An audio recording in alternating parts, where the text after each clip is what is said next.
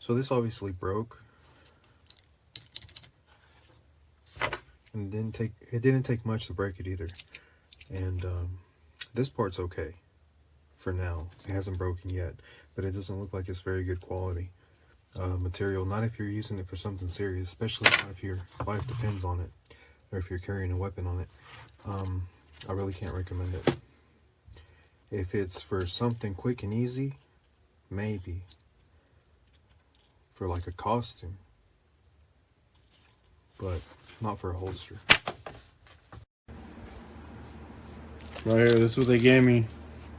It's supposed to be this all the way around. Weird Molly bullshit. This ain't gonna hold nothing.